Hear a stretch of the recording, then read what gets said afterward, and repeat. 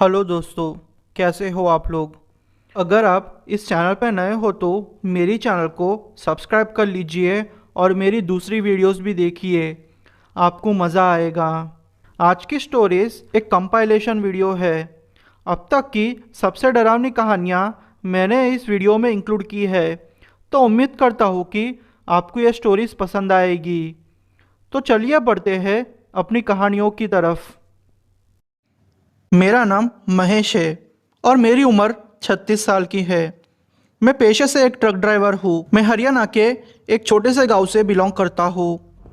मैं gloomy evenings को thank you बोलता हूँ कि उन्होंने मेरी स्टोरी आप सब तक पहुँचाई। यह घटना मेरे पूरे परिवार के साथ घटी थी। इस घटना में मैंने अपने छोटे बेटे को खो दिया। इसकी शुरुआत अगस्त 2017 से हुई थी। तकरीबन 10 दिन तक यह घटना मेरे साथ घटी। हुआ यूँ कि एक दिन मुझे कोलकाता माल पहुंचाना था।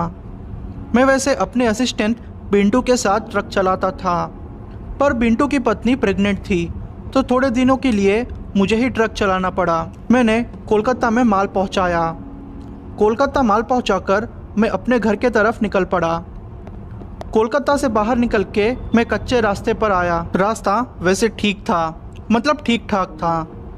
मैं अपनी ट्रक चलाते चलाते जा रहा था। मेरे ट्रक के सामने एक ऑटो थी।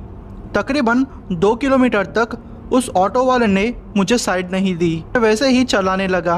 मैं जब हरियाणा से कोलकाता माल पहुंचाने आया तो मैं रास्ते में सोया नहीं था और कोलकाता से भी माल डालकर डायरेक्ट निकल चुका था। थोड़े सेकंड्स के लिए मेरी आंख हल्की सी लग गई। उतनी ही देर में मैंने मेरे सामने जा रहे ऑटो वाले को ज़रा सा ठोक दिया।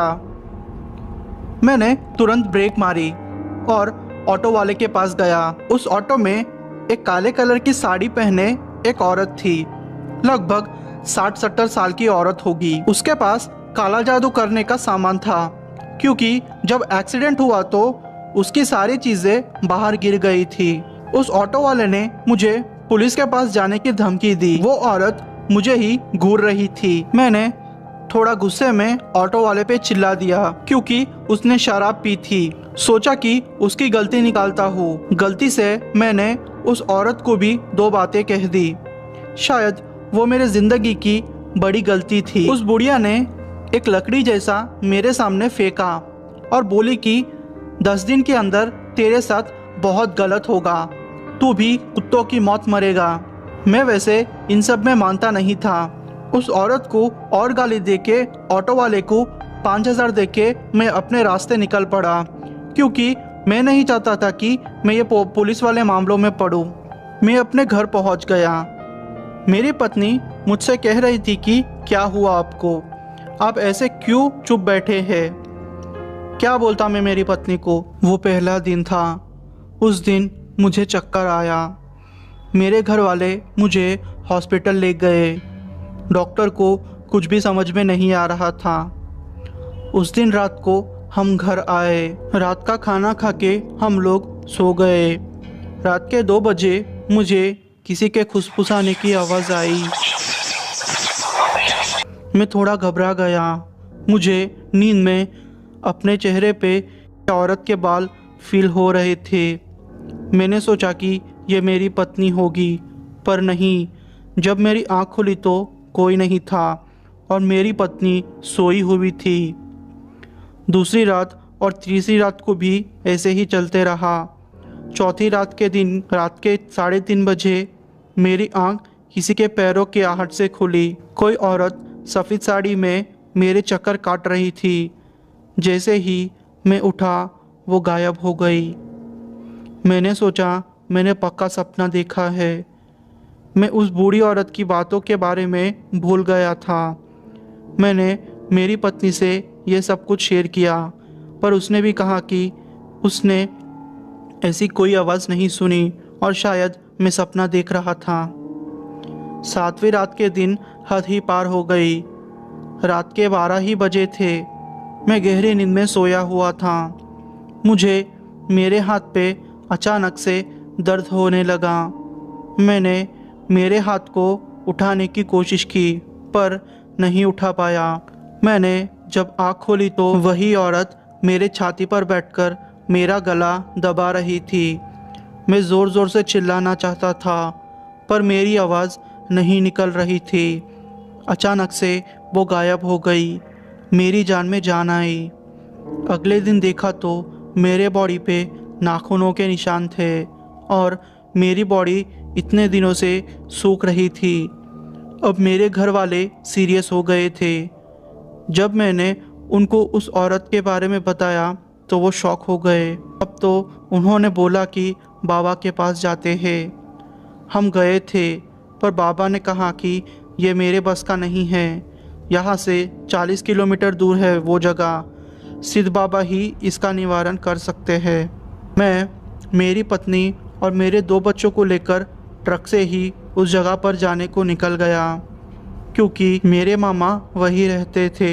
सोचा बच्चों को वहीं छोड़ के सिद्ध बाबा के पास चला जाऊंगा। हम तकरीबन 10 किलोमीटर आगे गए होंगे कि मेरा ट्रक अचानक बंद पड़ गया। मैं नीचे उतरकर देखना चाहता था पर मेरी पत्नी ने मना कर दिया। मेरे बच्चे भी अब डरने लगे थे। क्या करे, उतरकर देखना तो था। नीचे उतरकर देखा तो ट्रक में कुछ खराबी नहीं थी। एकदम से मुझे किसी औरत के हंसने की आवाज़ आने लगी।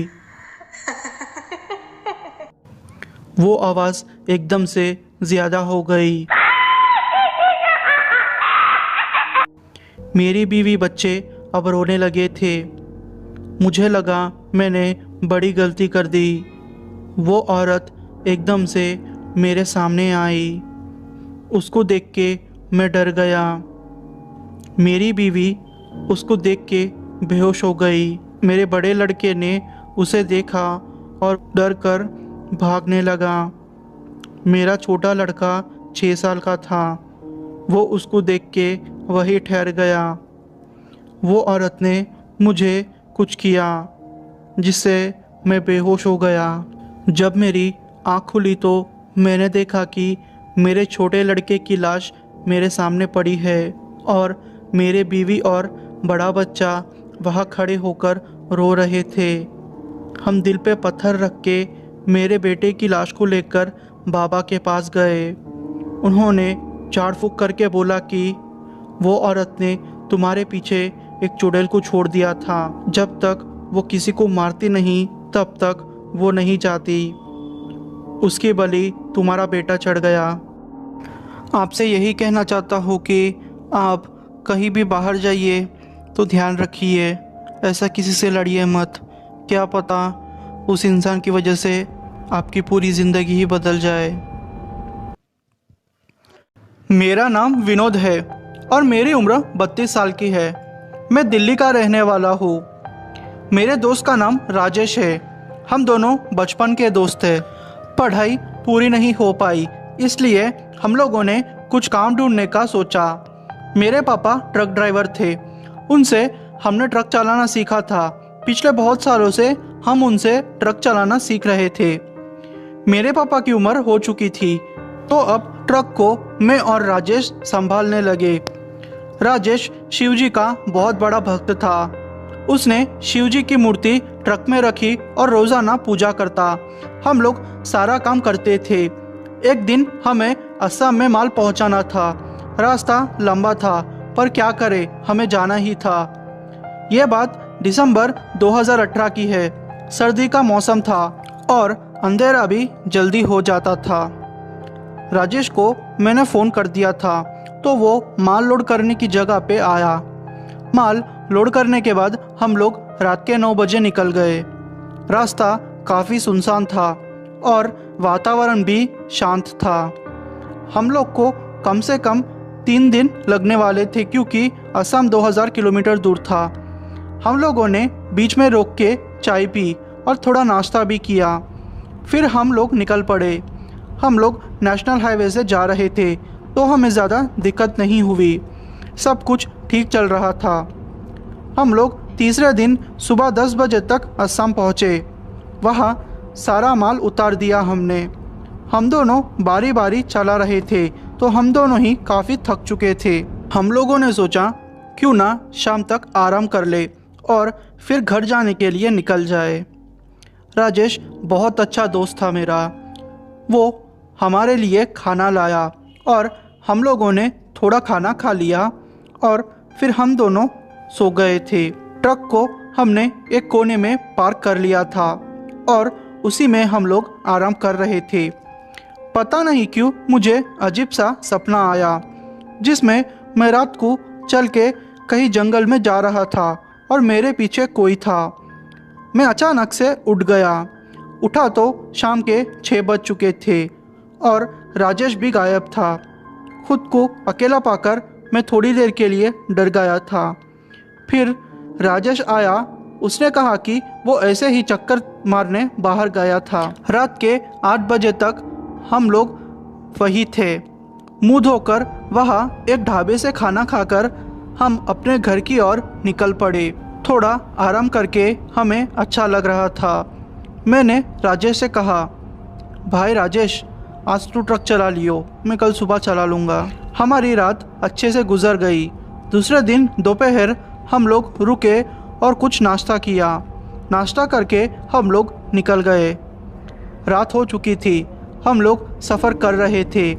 हम लोग थोड़े गांव जैसे इलाके से गुजरे। गांव क्रॉस करके हम लोग खेतों जैसे इलाकों से गुजरने लगे। हमें कोई औरत चलते दिखाई दे रही थी। वो कहीं आगे चल रही थी। हम लोगों ने उसे क्रॉस कर लिया। फिर थोड़ा आगे गए तो वही औरत हमें फिर से आगे जाते दिख रही थी। हमें गड़बड़ लगी। हम स्पीड से आगे बढ़ने लगे। कुछ दूर जाके हमारा ट्रक अचानक बंद पड़ गया। हम लोग थोड़ा घबरा गए क्योंकि ट्रक की सर्विसिंग थोड़े दिन पहले करवाई थी। मैंने राजेश से बोला कि भाई तू यही बैठ यार, मैं देखता हूँ क्या है। मैं नीचे उतरकर देखने लगा। नीचे उतरते ही मुझे घुंघरू की आवाज़ सुनाई देने लगी।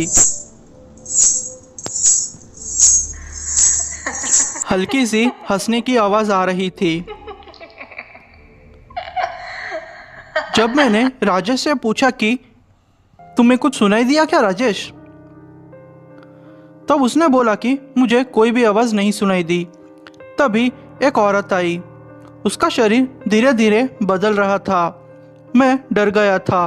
वो एक चुड़ैल थी क्योंकि उसके पैर उल्टे थे। उस औरत ने मेरा गला पकड़ लिया। राजेश ने उस औरत को देखा और तुरंत ही मेरी मदद करने के लिए नीचे उतर गया। उसने चुड़ैल को धक्का देने की कोशिश की पर उस चुड़ैल ने राजेश को ही दूर फेंक दिया। अब वो चुड़ैल मेरे गले को काट रही थी और मेरी पीठ पे खरोंचे लगा रही थी। राजेश उठ के आया और शिवजी का नाम लेकर उसने उस चुड़ैल को धक्का मार दिया। राजेश मुझे उठाकर ट्रक के अंदर लेके जा रहा था पर उस चुड़ैल ने राजेश के पैर को काट लिया और उस पैर का मांस खा लिया। वो देखने में बहुत भयानक था। वो औरत ने मुझे सर पे मारा। मैं अधमरा हो गया था। राजेश शिव की मूर्ति लेके मेरे पास आया। वो चुड़ैल हमसे दूर जा रही थी। वो बोली, आज तुम बच गए वरना आज तुम मारे जाते। मैं तब तक बेहोश हो गया था। जब मेरी आँख खुली तो मैं हॉस्पिटल में था और राजेश की तबीयत भी ठीक थी। बाद में राजेश से पूछा तो वो बोला कि तुम्हारे बेहोश होने के बाद मैं ट्रक चला के पास के हॉस्पिटल आ रहा था और वो चुड़ैल ट्रक के पास हमारा पीछा कर रही थी। मतलब जैसे मैं ट्रक चला रहा था, पास ही में ही वो चुड़ैल हमारा पीछा करते करते उड़ती आ रही थी पर कुछ कारण की वजह से वो अंदर नहीं आ पा रही थी। वो चुड़ैल ट्रक का ही पीछा कर रही थी पर कुछ दूर आके वो वापस चली गई। मेरे दोस्त राजेश की वजह से आज मेरी जान बच गई। वो चाहे तो अंदर बैठकर अपनी जान बचा सकता था पर उसने उसकी जान की परवाह किए बिना मुझे बचाया। ये दूसरी कहानी हमारे ही सब्सक्राइबर मयंक भाई ने भेजी है, तो चलिए उनके पॉइंट ऑफ व्यू से कहानी सुनते हैं। हेलो दोस्तों, मेरा नाम मयंक है और मैं हरियाणा के कैथल का रहने वाला हूँ। ये घटना मेरे पापा के साथ घटी थी। ये घटना तकरीबन 20 साल पहले की है। आपको तो पता ही होगा कि 20 साल पहले मोबाइल फ़ोन्स नहीं थे। सिर्फ अमीर लोगों के पास लैंडलाइन मिल जाते थे। मेरे पापा की एक पीसीयू की दुकान थी, जहां लोग उनके रिश्तेदारों से बात करने के लिए हमारा पीसीयू इस्तेमाल करते थे। तो होता ऐसा था कि दुकान की वजह से पापा को वहीं सोना पड़ता था। एक रात की बात है, जब पापा को आधी रात पानी की प्यास लग रही थी, तो पापा उठकर उनके दुकान के सामने बने एक नल के पास पानी पीने के लिए वहां चले गए। जब पापा पानी पी रहे थे तो पापा को पायल की धीमी धीमी आवाज़ आने लगी, जो कि थोड़े पल पे तेज़ हो रही थी। वो पायल की आवाज़ पापा के पीछे आकर रुक गई। पापा थोड़ा डर गए। पापा भोलेनाथ जी के बहुत बड़े भक्त थे, तो उन्होंने भोलेनाथ जी का नाम लिया और उन्होंने पीछे मुड़कर नहीं देखा। थोड़ी देर बाद आवाज़ आई, आज तो तू बच गया, अगली बार मारा जाएगा। वो पायल की आवाज़ भी अब धीरे धीरे गायब हो गई। दोस्तों, भले ही ये छोटी कहानी हो, पर इसका कहा हर एक शब्द सच्चा है। हाय दोस्तों, मेरा नाम इरफान है। मैं कश्मीर के एक छोटे से गांव का रहने वाला हूँ। मैं एक ट्रक ड्राइवर हूँ। मेरी उम्र 30 साल की है। मेरी पत्नी सबा की उम्र 25 साल की है। हमारी शादी हुए 3 साल हो चुके थे। हमारी कोई भी संतान नहीं थी, पर आखिरकार बहुत सालों के बाद मैं बाप बनने वाला था। मेरी वाइफ प्रेग्नेंट थी। हम लोग आबादी से दूर हमारे खेतों में एक छोटे से घर में रहते थे, क्योंकि मेरे पिता को खेतों में रहना अच्छा लगता था। मैं उनको छोड़ के नहीं जाना चाहता था, तो मैं उनके साथ रहने लगा। मैं एक ट्रांसपोर्ट कंपनी में काम करता था। कमाई इतनी हो जाती थी कि मेरा गुजारा अच्छे से चल जाता था। यह घटना मेरे साथ जुलाई 2016 में घटी थी। हुआ यूँ कि किसी कारण से मेरे अम्मी पापा को उनके किसी रिलेटिव्स के घर जाना पड़ा। मम्मी तो मेरे पत्नी के साथ ही रहना चाहती थी, पर मैंने कहा कि मैं संभालूंगा, आप चले जाए। बहुत फोर्स करने पर वो लोग चले गए। पहले 3-4 दिन तो सब ठीक रहा। मैं भी जल्दी काम से आ जाता था, पर अब डिलीवरी का टाइम नज़दीक था तो मैंने छुट्टी ले ली। और वैसे भी ट्रक को धोना था, तो मैंने सोचा कि क्यों ना मैं ही वॉश कर दूँ। उस दिन मैं दोपहर को ही घर आ गया था। शाम को हम दोनों ने अच्छे से खाना खाया और रात को मैं मेरी पत्नी को सुलाकर सो गया। अचानक रात के 2 बजे मेरी पत्नी सबा की तबीयत खराब होने लगी। मैं थोड़ा परेशान हो गया। मैंने सबा को बोला कि तुम रुक जाओ, मैं गांव से किसी दाई को लेके आता हूँ, या फिर कोई नर्स मिल जाए तो लेकर आऊँगा। पर सबा बोली कि इतना वक्त नहीं है। ना चाहते हुए भी मुझे मेरी पत्नी को ट्रक में किसी भी तरह बिठाकर गांव जाने को निकलना पड़ा। रास्ता वैसे ठीक था, बीच में मेरी पत्नी की तबीयत बहुत ख़राब हो गई थी। मैं डर डर के ट्रक चला रहा था। बीच में मुझे कोई बुढ़िया जाती हुई दिखाई दी। वो बुढ़िया मुझे रोकने का इशारा कर रही थी। हमारे घर से गांव का रास्ता 5-6 किलोमीटर है, तो मैंने सोचा कि यह बुढ़िया गांव की होगी। अगर मैं इसे बिठा लूँगा तो मेरी पत्नी की कुछ मदद हो जाएगी। मैंने ट्रक से नीचे उतरकर उस बुढ़िया को सब बताया। उस बुढ़िया ने मुझे अलग नज़रों से देखा। उस बुढ़िया से मुझे अजीब सी बदबू आ रही थी, जैसे सड़े मांस की बदबू। मैंने उस पर ज़्यादा ध्यान नहीं दिया। वो बुढ़िया बोली कि पास में ही उसका घर है, और वो बोली कि वो एक दाई है, और बोला कि मेरे पत्नी की वो डिलीवरी कर देगी। और क्या था, मैं इसके लिए तैयार हो गया क्योंकि मेरी पत्नी की हालत बहुत ख़राब हो गई थी। जंगल जैसे रास्ते में पास में उस बुढ़िया का छोटा सा घर था। उस बुढ़िया ने बोला कि तुम बाहर बैठो, मैं संभाल लूँगी। मैंने सोचा कि चलो सब ठीक हो जाएगा। मैं चैन की सांस लेने लगा। मुझे लगा कि मैं एक बार अपने अम्मी पापा को ये बात फ़ोन पे बता दूँ। तो मैं अपनी अम्मी को फ़ोन लगाने के लिए उस घर से थोड़ा दूर चले गया।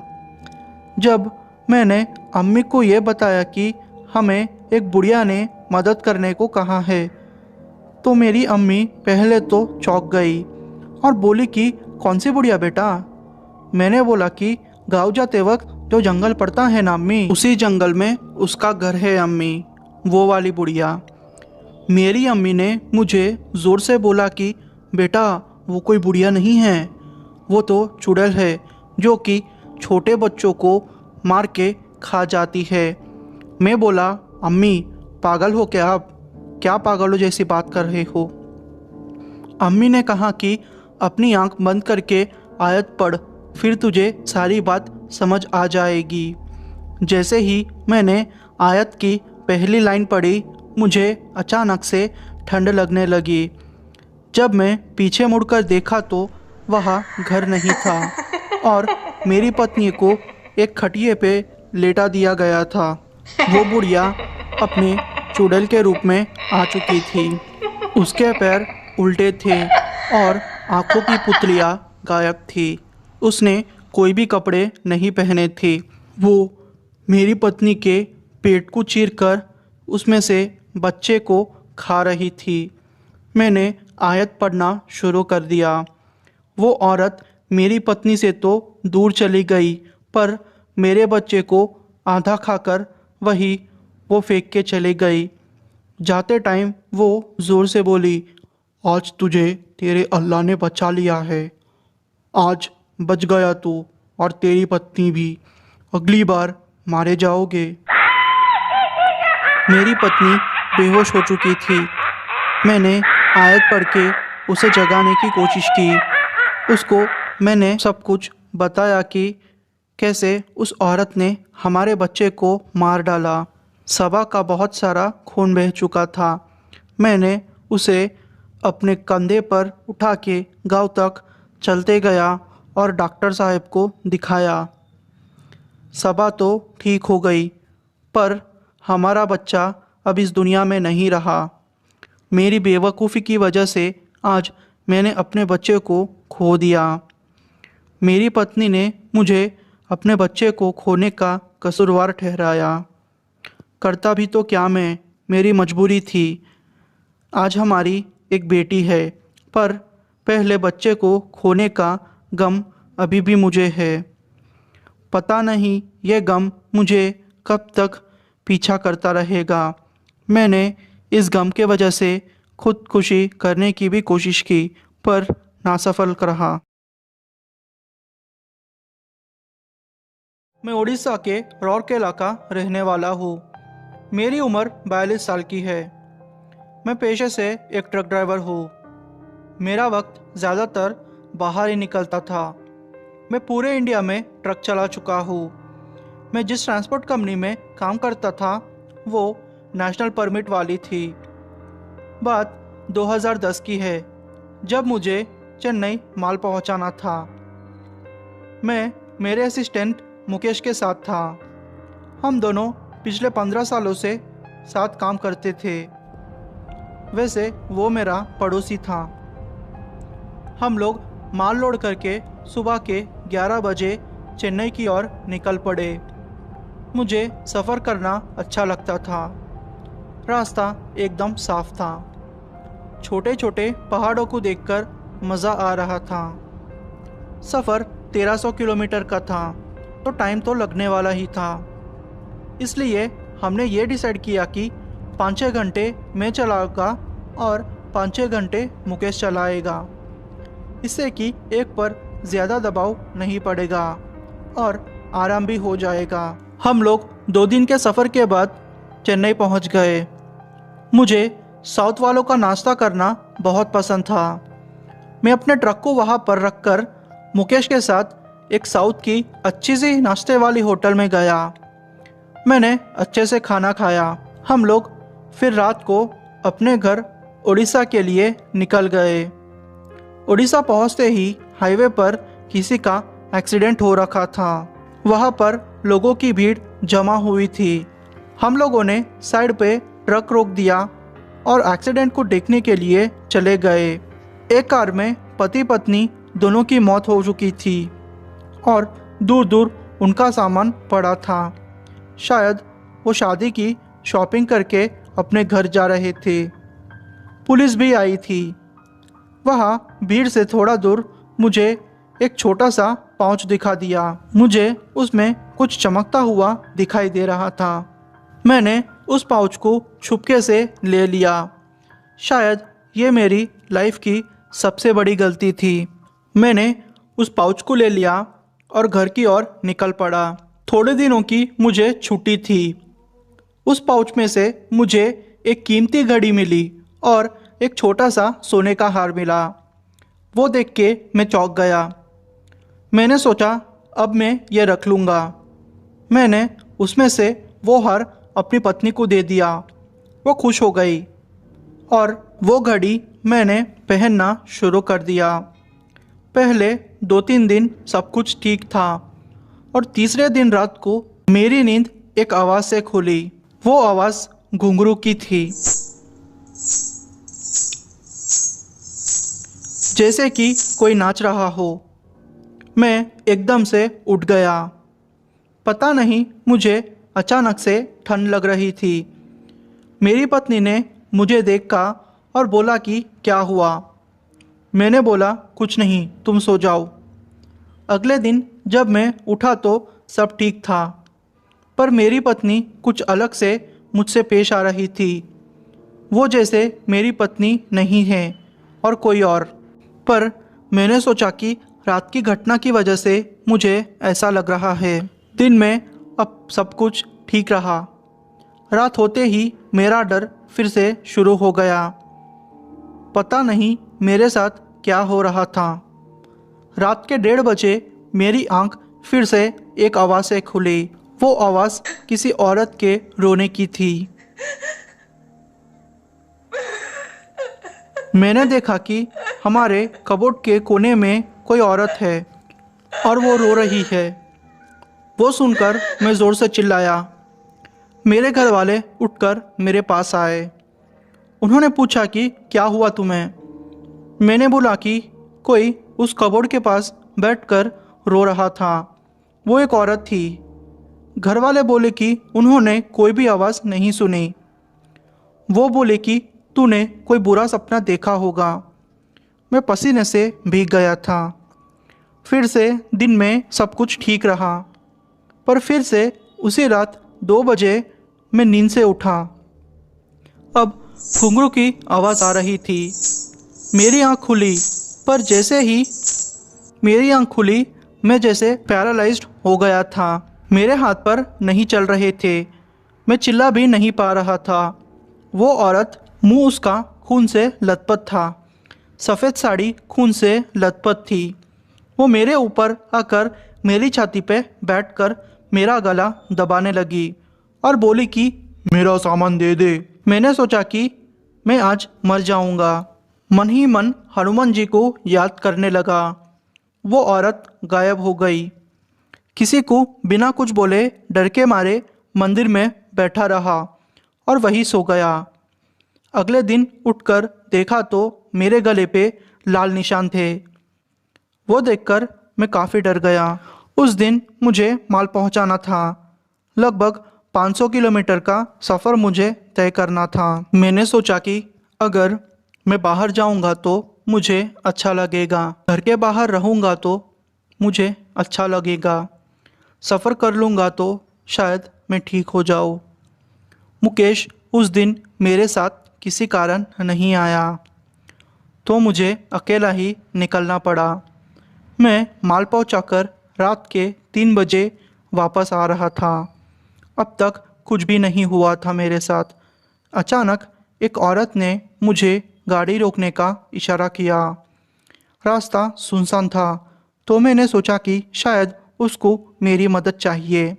मैंने गाड़ी रोक दी और वो औरत बोली कि उसके बच्चे की तबीयत खराब है और वो उसके साथ चल के उसके बच्चे को अस्पताल छोड़ आए। मुझे उस पर तरस आ गया और मैं नीचे उतर गया। थोड़ा जंगल में अंदर जाके वो औरत अचानक रुक गई और वो जब पीछे मुड़ी तो हंस रही थी। अब तो वो ज़ोर ज़ोर से हंस रही थी। वो औरत वही थी। उसने बोला, मेरा सामान दे दे वरना मारा जाएगा। मैंने बोला, कौन सा सामान? वो औरत ने मुझे मेरे सर पे मारा। मैं वही बेहोश हो गया।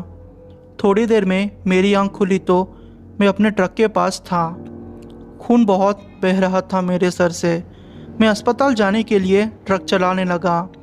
अचानक से वो औरत मेरे ट्रक के अंदर अंधेरे में मेरे पास आई और उसी में मेरा स्टीयरिंग कंट्रोल से छूटा और मैं वही पेड़ के पास जाके टकरा गया। मेरा एक्सीडेंट हो गया, पर शायद किसी ने मुझे बचा लिया। वो कोई लंबा सा आदमी था। मैं अधमरा था। मुझे सर पे टांके आए और थोड़े दिनों तक मैं अस्पताल रहा। पंडित जी से पूछने पर पता चला कि उस दिन जो पति पत्नी की मौत हुई थी, तुमने उस पौच को चुरा लिया था। उसकी वजह से वो तुम्हारे पीछे पड़ गई। अब मैंने झाड़ फूँक कर दिया है, सब कुछ ठीक हो जाएगा। उस घड़ी और उस हार को दूर जाकर लाल कपड़े में दफना के आना, सब कुछ ठीक हो जाएगा। उस दिन हनुमान जी ने तुम्हारी जान बचाई, वरना तुम मारे जाते और शायद तुम्हारी लाश कभी मिलती ही नहीं। तब से मैंने कसम खा ली कि मैं ऐसी चीज़ें कभी रास्ते से नहीं उठाऊंगा। मेरी बहुत बड़ी गलती थी। मैंने गलती की थी और उसका फल मुझे मिल गया। मेरा नाम विकास है और मैं उत्तराखंड का रहने वाला हूँ। मेरी उम्र 45 साल की है और मैं पेशे से एक ट्रक ड्राइवर हूँ। मैं पिछले 10 साल से ट्रक चला रहा हूँ। मेरे असिस्टेंट का नाम मोहसिन अली है। वो काफ़ी बुजुर्ग है। उनकी उम्र 65 साल के करीब होगी। उनको चाचा करके ही मैं बुलाता था। इससे पहले कि मैं अपनी स्टोरी स्टार्ट करूँ, मैं ग्लूमी विनिंग्स को थैंक यू बोलूँगा। उन्होंने मेरी स्टोरी का वीडियो बना के आप सबको सुनाया। ये बात मार्च 2012 की है। हम जिस कंपनी के लिए काम करते थे उसको बहुत बड़ा ऑर्डर मिला था। हमें 4 अलग अलग स्टेट माल पहुंचाना था। मैं और मोहसिन चाचा बहुत खुश थे इस ऑर्डर से, क्योंकि हमें भी काफ़ी अच्छे पैसे मिलने वाले थे। हम लोगों को एक ऑर्डर केरला में, दूसरा ऑर्डर हरियाणा, तीसरा ऑर्डर गुजरात और चौथा ऑर्डर असम का मिला था। हम लोगों को हर बार अलग अलग ऑर्डर लेना था, क्योंकि ये हमारी कंपनी ने हमें कहा था। चाचा की कोई संतान नहीं थी। वो मुझे अपने बेटे जैसा मानते थे। उनके घर में बस उनकी पत्नी रहती थी। बात करें मेरे परिवार की तो मेरे 2 बच्चे थे। हम लोग हमारे परिवार को बोल के वहाँ से निकल गए। पहला ऑर्डर केरला से था तो हम लोग रात को निकल गए। रास्ता तकरीबन 3000 किलोमीटर का था और हमें टाइम भी लगने वाला था। हम लोग रात के 8 बजे ही माल लोड करके निकल गए। रास्ता साफ था, कोई प्रॉब्लम नहीं थी हमें। हम लोगों ने 1 हफ्ते में काम खत्म कर दिया और फिर घर आ गए और बाकी काम हमने 10 दिनों में ही खत्म कर दिए। हम लोग काफ़ी थक गए थे, पर क्या करें, हमारा आखिरी ऑर्डर असम के लिए था। यहाँ से माल लोड करके फिर से वहाँ से माल लोड करके उत्तराखंड पहुँचना था। हम लोग रात के 10 बजे निकल गए। रास्ता 2200 किलोमीटर का था। हमारी बॉडी जैसे चूर हो चुकी थी, पर क्या करते, काम पूरा करना था। हम लोग असम पहुँच चुके थे। गर्मी का मौसम था। गर्मी से हाल बेहाल था हमारा। हम लोग असम पहुँचे और वहाँ सामान पहुँचाया। हमें अच्छा लग रहा था क्योंकि ये आखिरी ऑर्डर था। पिछले कई दिनों से बिना ब्रेक लिए हम लोग बहुत काम कर रहे थे। चाचा बोले, विकास बेटा, आज मैं बहुत खुश हूँ। अल्लाह के रहम से काम पूरा हो गया। बस अल्लाह करे हम लोग जल्दी घर पहुँच जाए। मैं बोला, चाचा सही कहा आपने, बस भगवान की कृपा से हम लोग जल्दी पहुँच जाए। माल लोड करने में टाइम लगने वाला था। वो दूसरी जगह से सामान लोड करके हम लोग एक ढाबे से खाना खा के मैं और चाचा दोनों घर के लिए निकल गए। मैं और चाचा गाते हुए रास्ता काट रहे थे, क्योंकि हमें पता था कि अब घर जाके पैसे अच्छे मिलेंगे और थोड़े दिन तक काम भी नहीं रहेगा, मज़ा आ जाएगा। हम लोग काफ़ी आगे निकल चुके थे। सब कुछ ठीक था। चाचा ने कहा कि उन्हें बाथरूम जाना है। हम लोग जंगल जैसे इलाके में पहुंच गए थे। मैंने ट्रक को वही साइड की ओर रोक दिया। चाचा बॉटल लेकर नीचे उतर गए। वो वही थोड़ी दूर एक पेड़ के पीछे चले गए। मैंने सोचा क्यों ना नीचे उतरकर यहाँ वहाँ चक्कर लगाऊं। वैसे भी चाचा को देर लगने वाली थी, तो सोचा कि थोड़ी खुली हवा खा लूं। मैं रोड से उतरकर कच्चे रास्ते जाने लगा। वहाँ मुझे एक लाल साड़ी, सिंदूर और चूड़ियों से भरा एक मटका दिखाई दिया। क्योंकि मटका बड़ा था और मैं अंदर देख चुका था, मैं इन सब चीज़ों में नहीं मानता था और मजाक उड़ाता था। अंदर देखा तो चूड़ियाँ, लाल साड़ी, सिंदूर और बालियाँ भी थी। एक बुझा हुआ दिया भी था। मैं देख ही रहा था कि किसी ने मेरे कंधे पर हाथ रख दिया। मैं एक पल के लिए डर गया था, पर वो चाचा थे। चाचा ने जब मेरे हाथ में लाल सिंदूर लगा हुआ देखा और वो मटका देखा तो गुस्सा होकर बोले, विकास ये क्या किया तुमने? छोड़ो इसको, अभी के अभी छोड़ो। मैंने बोला, चाचा ये सब कुछ नहीं होता, ये बस अंधविश्वास है। मैंने उस मटकी को लात मारी और बोला, चलो चाचा चलते हैं यहाँ से। शायद ये मेरी बड़ी भूल थी। हम लोग फिर अपने सफ़र के लिए निकल गए। पता नहीं चाचा गुस्सा क्यों थे और उनको पसीना भी आ रहा था। वो बोले, कुछ भी दिखो तो उसे नज़रअंदाज करना। पता नहीं वो ऐसा क्यों बोल रहे थे। तकरीबन 10 किलोमीटर आगे जाने के बाद हमें एक औरत, आदमी और उस औरत के गोद में कोई बच्चा दिखाई दिया। वो हमें ट्रक रोकने का इशारा कर रहे थे। चाचा बोले, बेटा ट्रक मत रोकना, इन लोगों के चक्कर में हमें देर हो जाएगी। मैंने बोला, चाचा आप ये क्या कह रहे हो, ये गलत है, उन्हें हमारी मदद की ज़रूरत है। मैंने ट्रक रोक दिया और उनको बिठा लिया। उनके बॉडी से मरे हुए कुत्ते के मांस जैसी बदबू आ रही थी। मैंने ज़्यादा ध्यान नहीं दिया और उनके बैठने के बाद ठंडी भी बढ़ गई थी। वो बोले उनको आगे तक हम लोग छोड़ दे। चाचा को मैंने मेरे पास बिठा लिया और वो लोग चाचा के पास बैठे थे। चाचा बहुत डर रहे थे और कुछ बड़बड़ा रहे थे। थोड़ी देर तक सन्नाटा था। कुछ 2 किलोमीटर जाके वो औरत ने चुप्पी तोड़ी और बोली, भाई साहब यहाँ तो भूत और चुड़ैलों के इलाकों में आप ट्रक चला रहे हो, आपको डर नहीं लगता क्या? मैं बोला, भाभी जी मैं किसी आत्मा बात्मा से नहीं डरता, ये सब वहम है, ये बकवास है। उसकी आवाज़ में भारीपन आ गया था। पर थोड़ी दूर जाके वो बोले, यहाँ रोक दो। हम लोगों ने एक सुनसान इलाके में अपना ट्रक रोक दिया। वो नीचे उतरे और बोले कि 1 मिनट मेरे बच्चे को पकड़िए, हम लोग आते हैं। मैंने सोचा कि ये शायद वॉशरूम के लिए गए होंगे। फिर सोचा क्या करो, पर सोचा ठीक है। मैंने उनके बच्चे को नीचे उतरकर पकड़ लिया। वो अंदर वही अंधेरे में कहीं चले गए। काफ़ी टाइम तक वो लोग नहीं आए। वो बच्चे का वज़न बढ़ रहा था। चाचा की हालत बहुत ख़राब हो गई थी। अचानक से उनको खून की उल्टी होने लगी। वो बोले, विकास उस बच्चे को देख।